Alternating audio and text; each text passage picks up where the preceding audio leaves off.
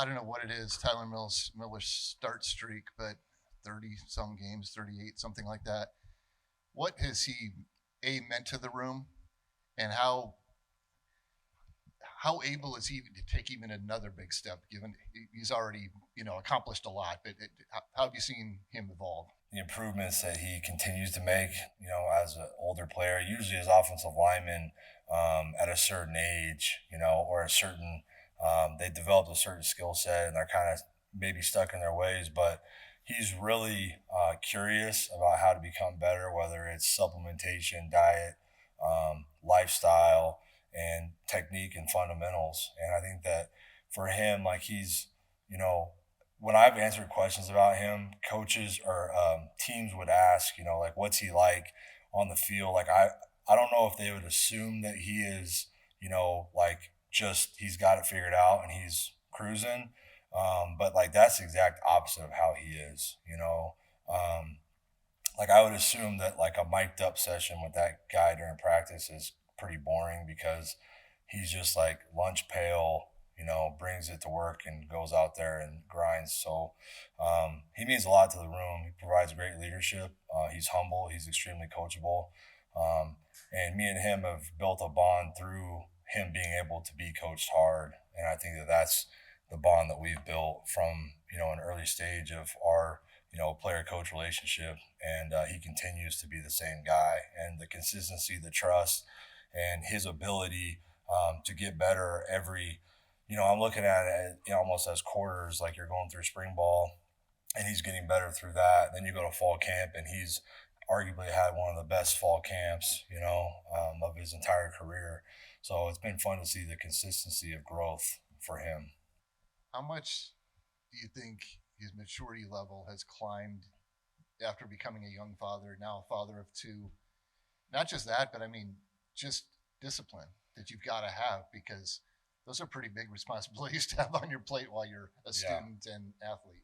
Yeah. I mean, he's playing with a purpose, and he plays like he's trying to feed his family, and that's what you want.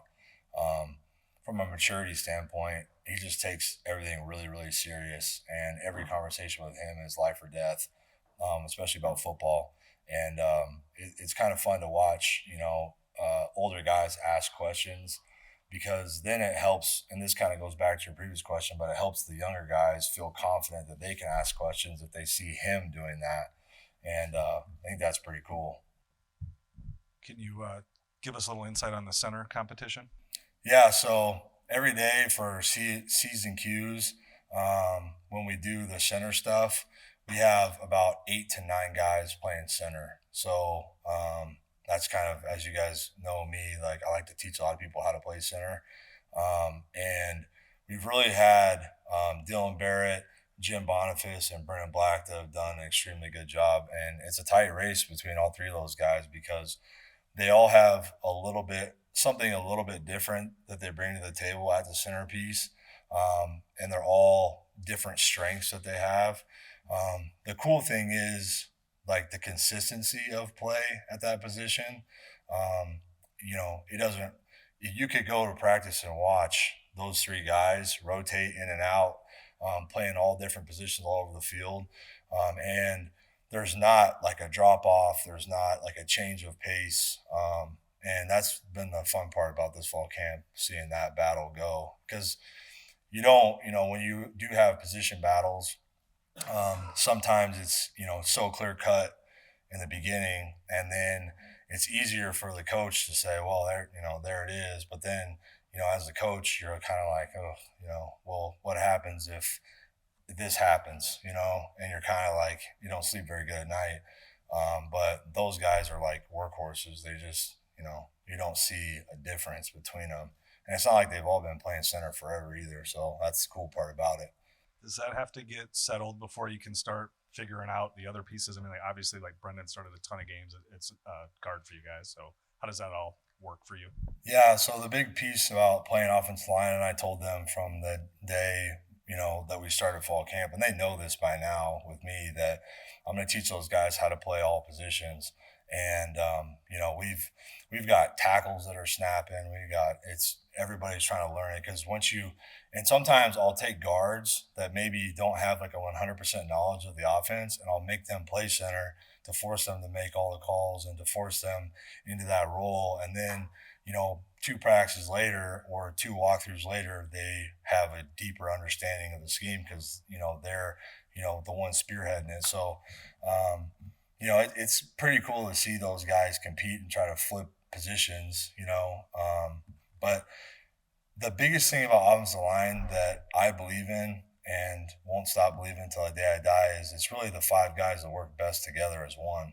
So we're not looking for five individual performances. We're looking for five guys that can glue, take care of each other, run off the ball, and be violent. So that's really what you look for in offensive line. And whatever combination of people that gets to that point, that's really, as we go. And we've been known, as you guys know here, to mid-season, okay, like it's an open competition. You bring any offensive lineman in here, you ask them that, they understand that here. And that's what they kind of didn't have before, and that's what they have now is the depth and the understanding of like you can't truly stay two bad practices in a row because all of a sudden there's somebody else right there that deserves that opportunity. So complicated answer to that question, and definitely not trying to skip around it. It's just those guys have been like super consistent. I've been like really proud of that, and that's the difference, in my opinion, between years past and this year.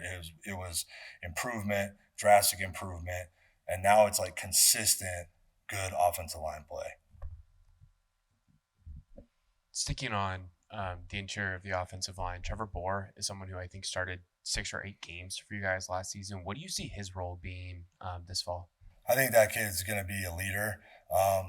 There was a practice. So if there's another offensive line coach that's watching this, they're going to know what I'm talking about. But you never really want offensive linemen to grade out perfect, in practices for multiple reasons. There was a practice that we had that I was like looking for anything that I could get him on. So, came up with like 2 things that were the smallest, minute details. And he's been a freight train. Like it looks a lot different. It's hard to describe when you see the improvement from when he first got here. And he would tell you the same thing. The way he was blocking, he never pass blocked. I mean, it was like foreign to him at times. And I remember vividly with Trevor last year. We were going into the North Dakota game 1, and I was trying to get a sense of how he was feeling. And, he had some anxiety about going out there. So, which is normal. Everybody has that. And he was a young player that hadn't really played much. So put him out there, and he had like the best drive of the day. And it like completely flushed that. And from that moment to now, the growth has been about 300%. Like I would hate to I'm 300 and whatever pounds, and I would hate to bump into him in a hallway because I would go flying the other direction. Yeah. He played a lot of guard for you guys, but he has the size to play tackle. I know you like positional versatility, but where do you see him being best fit along with the other players in that offensive line rotation right now? Yeah, I would say guard, but you should see him snap too. And he can snap like Huff, left-handed. So it's pretty cool to watch him snap the ball. So the thing about Trevor that's different about a lot of players, and he's usually defensive linemen. I've played against guys like this that it's not just the width when you look at him this way, it's the width this way. And he's got that. He's got the width of the shoulders, and he's got the width from the chest to the back that makes him a different type of player. The game has slowed down to him a lot, and that's really when you've turned the corner from being a young player that has the potential to a young player with extreme amount of talent. And it's really slowed down from him. His footwork's tighter. He's playing stronger with the base. He's understanding leverages and pass protection. And that's been fun to watch. And I mean, credit to our defense, okay? Because if you go out there and you plan on having a slow day, or you're like, today's not the day, our defense is going to expose you fast. the pressure, the front, the talent. Like you can't really sit there and be like, you know what, today I'm going to take it easy because Dom Orange is going to run through your face. So it's like you got like that's a credit. And I think that Trevor would say the same thing about what the defense has brought. It's made him elevate his game, which is fun to see. Different player to ask a question about left tackle James Neal. In the spring, you talked about how he's always been really impressive athletically, but his strength and his physicality seems to have improved. Where have you seen his consistency been at throughout 3 weeks of fall camp now as a potential starting option for you guys at left tackle? Yeah, I'm not gonna just sugarcoat it. Like he's probably the most improved player on the team. He's had the most consistent camp. The athleticism, again, the game has slowed down for him because last year he played tackle, he played guard, he played extra tight end, he was shifting and motioning. He had a lot of stuff going on, and this year we've been able to focus him in, and the game has drastically slowed down for him. He's probably the most athletic lineman that I've ever been able to coach. And he's going to play a lot of football for a long time. So the consistency out of him has been great to see. And if he was not doing great, I wouldn't have gone in that much detail. Freshman that Matt mentioned on Monday was Vea. I'm not sure how Eka Eakula, however his last name's pronounced. But what have you seen from him? And I guess it's probably pretty remarkable. Matt brings him up when he just got here over the summer, and then compare him to maybe where Brendan Black was as a true freshman coming in, got playing time. Granted, it was maybe a different offensive line to break into at that point as well.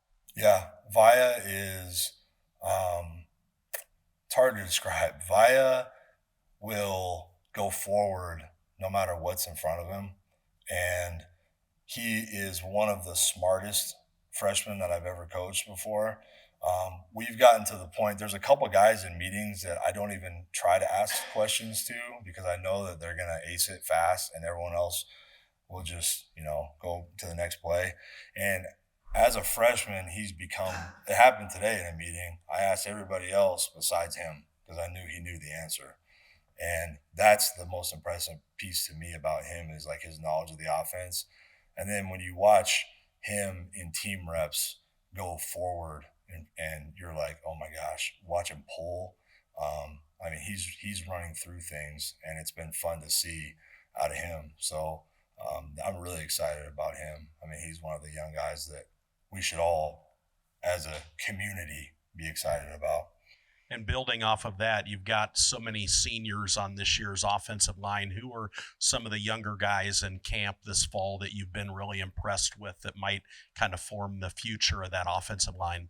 Yeah, I've been really, obviously, we just talked about Vaya, and then Austin Barrett coming in, Dylan's brother. He's been super impressive.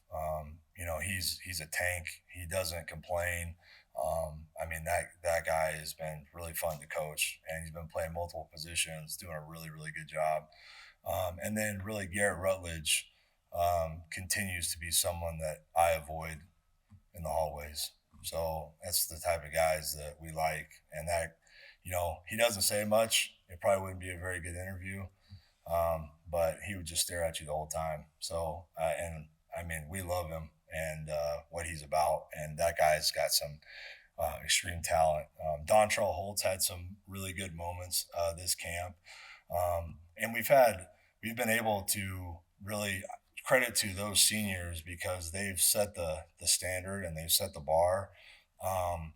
You don't have to, there's a lot of policing from inside the offensive line with each other, which is accountability and trust player to player, which I believe is the most important. And those guys are holding themselves and each other to a high standard. So credit to those seniors. And the cool thing is about our offensive line, and you could go talk to any freshman in the hallway, is that the freshmen and the way that the seniors talk to the freshmen and vice versa, it's as coworkers rather than, you know what I mean? It's not, there's no, like, you're not getting talked down to. There's no frustration. And that's kind of cool, to see those guys, like their temperament and the knowledge that it takes everybody, and we're only as good as everybody that come to the top. And I think that's been the best part about this journey at Iowa State with the offensive line, is like building that brand. Coach, how much different does it look like to build confidence for an offensive lineman than maybe a different position on the field? Yeah, I think confidence as the offensive line doesn't come from sugarcoating it. It comes from like honesty and truth. It comes from those guys being able to see the success and the things that you're telling them. It takes trust, one. So if I'm teaching them new techniques, or we're talking about supplementation or diet or lifting methods, and they're seeing results, that's trust. And then that builds confidence in the process of what we're trying to do here. And really for those guys, like getting the new and young players to sprint off the ball and try to run through people. Once they do that, then we kind of go back to the scheme piece, the fundamentals and technique piece of it. So we're setting the bar with how we play and the mentality of how we play. Then we're dialing it into the fundamentals and the techniques. We're not overloading it. And we're trying to build confidence, giving them, hey, look, these are your 4 main blocks in football. You're either covered or you're uncovered, right? In run and pass, if you think about it as an offensive lineman. So these are the tools in your tool belt. Tyler Miller and James Neal might have 50 tools in their tool belt and they're using them. But man, until we can get you to consistently do these 2 things, then we'll add these tools to your tool belt. And I think that really builds confidence. And those guys having success is what builds confidence, in offensive line and each other. And then it all comes down to trust. Like, they got to trust that you care about them. You obviously are every day trying to build confidence in those guys, but you're also not trying to say, man, you guys are great. You guys are the best, because there's always better. Somebody else is better out there. There's in college football, in the NFL, in the world, someone's better, and you have to go find everything, every detail that you can dig out to become better than that player. And that's my job, to give them those tools. Awesome. Thank you, Coach. Yeah, thanks.